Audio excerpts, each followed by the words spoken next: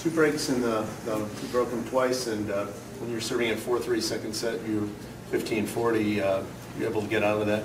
Did you feel comfortable the whole way through, or was it seemingly as large of a margin as the score indicated?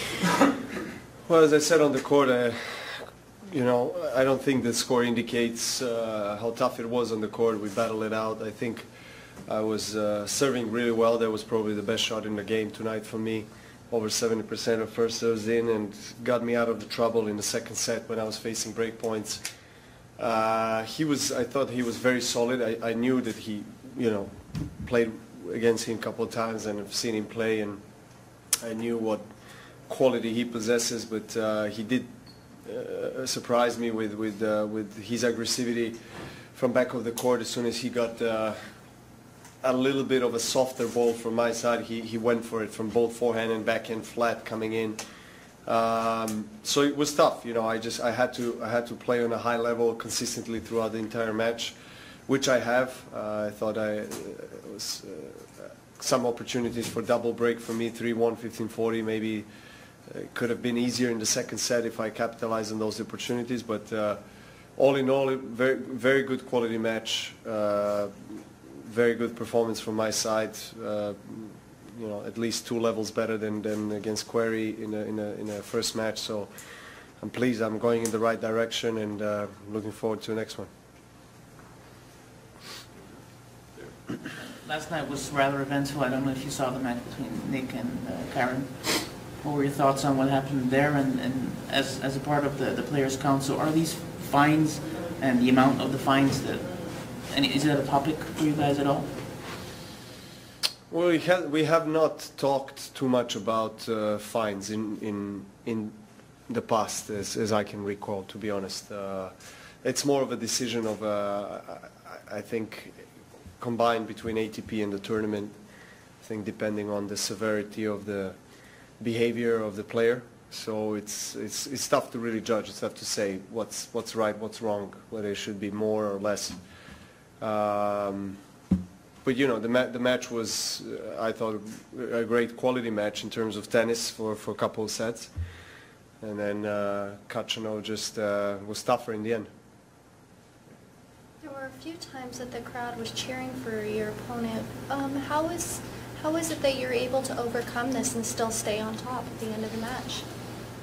I mean, look, you have part of the crowd cheering for me, part of the crowd cheering for my opponent. It's normal. It's something that you experience or face more or less every single match, and I try to focus on what I need to do and focus on the positive energy that I get from the crowd as well, and use that in my favor.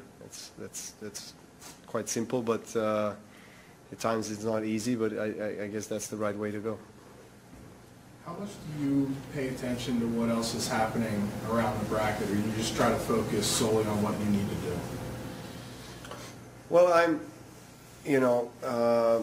obviously when I'm with the family, it's completely different experience on the tournament for me, because I'm with kids and I don't watch too many matches. I spend time with them, but when they're not with me now, so I do get spend more time with the team, watch tennis. Of course, I do follow what's going on. Not every match, not every court, not everything, because I also have a life off the tennis court as well, and things that interest me. But of course, I follow it. It's part of me, part of my life, part of my career. I also enjoy it, but I also have the responsibility to follow because of my role in council. One question. So Novak, you've had a tremendous amount of success in Canada, and unfortunately you didn't play there this year, but looking at all the success of the Canadians now, or this year, from the men's and the women's, what do you think is really the depth in Canadian tennis going on right now? Because it's probably as strong as it ever has been. Yeah, I mean, it's very impressive from both men and women.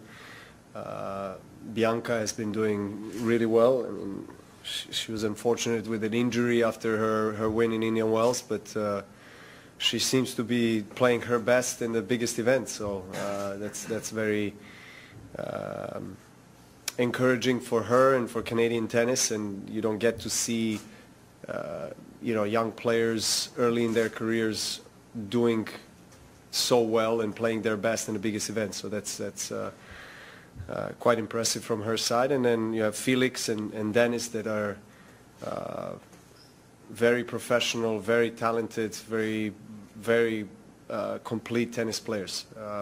Raonic, of course, leading the way, has been there for a while, but these two guys have been terrific. I think. I mean, Felix, especially the way he handles everything and with the way he goes about his everyday duty on and off the court, it's quite impressive. He's very mature for his age, and bright future for Canada.